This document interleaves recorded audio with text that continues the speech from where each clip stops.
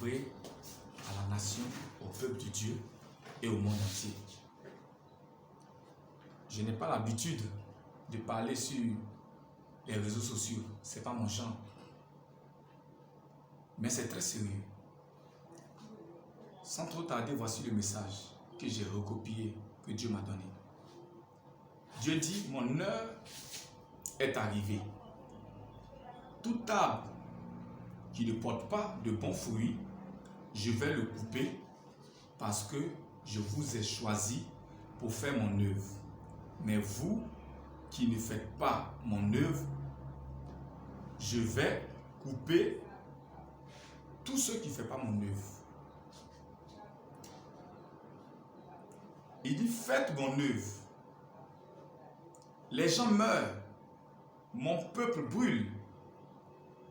Je vais couper tous ceux qui ne font pas mon œuvre. Vous que j'ai choisi pour faire mon œuvre et vous ne le faites pas, je vais vous couper car mon heure est arrivée. Réveillez-vous, levez-vous. Je vous ai donné l'opportunité de prier pour les gens, pour ceux qui sont malades, mais vous ne le faites pas. Et vous êtes assis. Vous faites ce qui n'est pas normal, ce qui n'est pas bon. Les gens sont en train de mourir et c'est manger qui vous intéresse.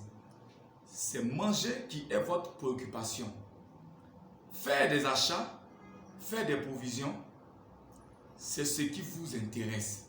Le riz que vous avez stocké dans vos maisons, vous n'allez pas le manger avant de mourir parce que vous ne produisez pas de bons fruits.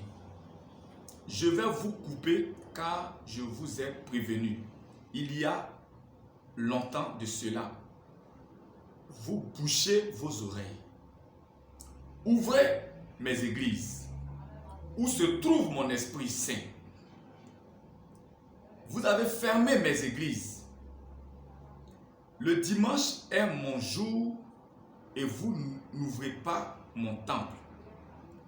Mais vous me priez dans vos maisons. J'ai construit des temples et j'ai construit des maisons. Et pourquoi vous fermez mes temples pour me prier dans vos maisons?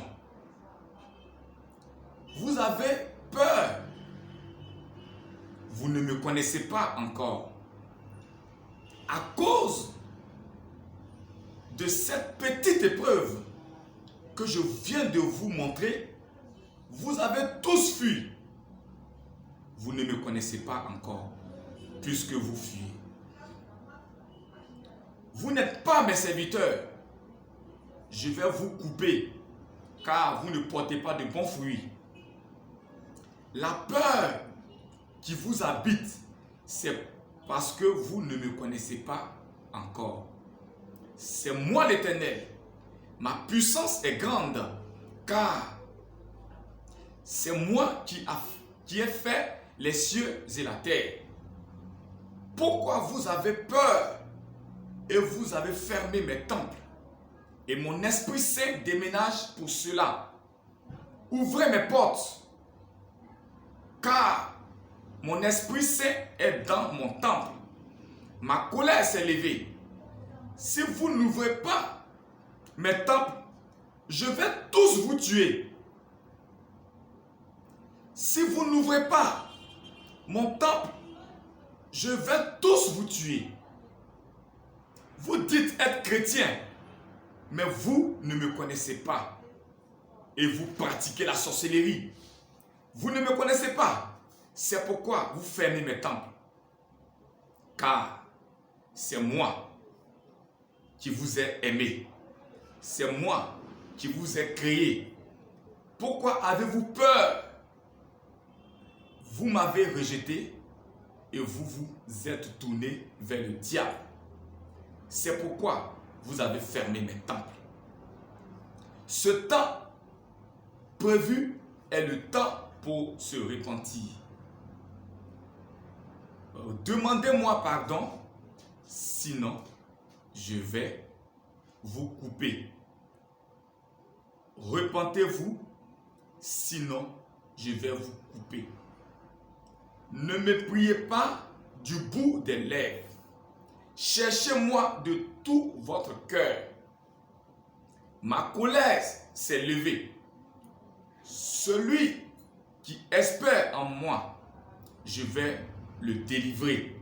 L'heure est arrivée où vous devez compter sur moi. Je suis l'Éternel de crainte. Je suis l'Éternel tout-puissant.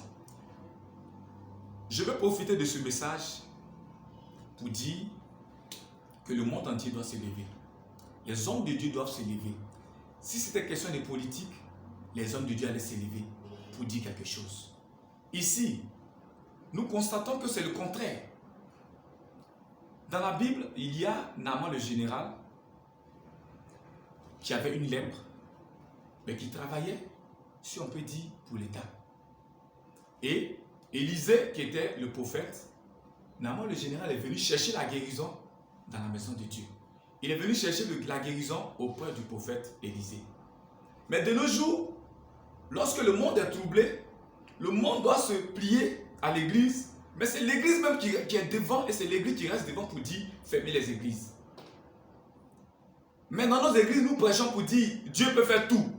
Alors si Dieu peut faire tout, pourquoi il ne peut pas arrêter? On ne peut pas prier à Dieu pour qu'il arrête cette maladie. Moi je m'en veux parce qu'ici à MDV, Dieu a dit je vais faire descendre ce qu'il lui appelle le vent de la mort. Il dit ça est au devant de nous. Ça nous fait moins de 7 mois de cela. Dieu a parlé à MDV ici et il a dit le vent de la mort qui va venir, ce vent sera sa petite fin du monde. Malheureusement, je n'ai pas eu le discernement. Effectivement, ce qui se passe, on peut dire en guillemets, c'est une petite fin du monde. Je me répands et je demande toujours pardon à Dieu. Mais je veux dire à nos dévanciers, peut-être qu'ils ne se sont pas fait bien comprendre.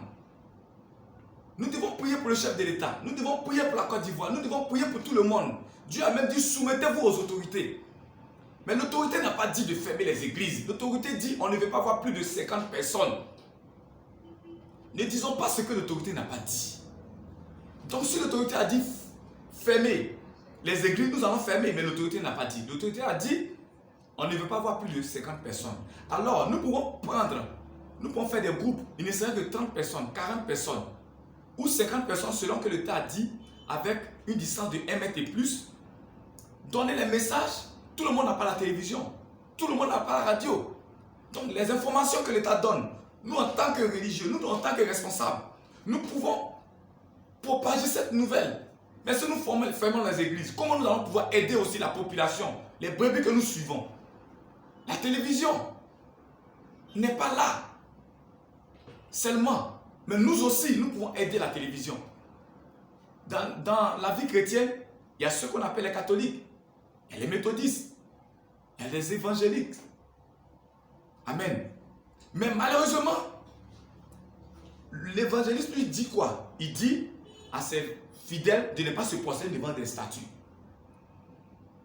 Mais il y a d'autres aussi qui peuvent se prosterner devant les statues. Mais laissons chaque berger suivre ses brebis selon que l'État a dit.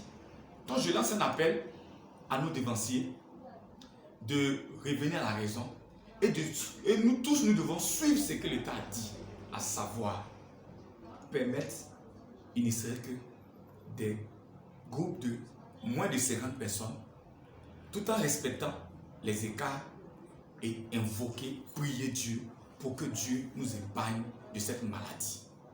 Parce que nous, le dimanche, je suis passé, au cours de la prière, la police est venue, arrêter le culte. Je suis témoin. La police a arrêté le culte, sachant que le monde entier n'a pas la solution. Nous devons nous tourner vers qui? Ceux qui sont nos dévanciers, qu'ils essaient de trouver un moyen pour que nous puissions tous crier à Dieu.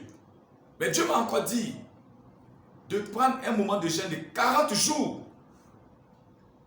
Donc, que tous ceux qui se sentent vrais serviteurs de Dieu prennent un moment de 40 jours. Nous avons ici à MDV, pendant que les enseignants grévaient, J'ai pris mon peuple, nous nous sommes retirés, nous avons jeûné 3 jours, 3 nuits. Nous étions au moins on était un nombre restreint de 100 et quelques personnes, 150 voire 200 personnes. Et nous avons jeûné 3 jours, 3 nuits. Et quand nous sommes sortis de là, j'ai dit à mon peuple que si nous sortons de là, c'est fini les enseignants n'ont plus gravé. Et depuis lors, les enseignants n'ont plus gravé. Mais nous ne faisons pas de tapage.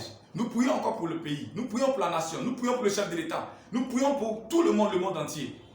Que Dieu vous bénisse et que tout le monde se mette dans le jeûne. C'est un temps de repentance. J'en ai fini. Dieu vous bénisse.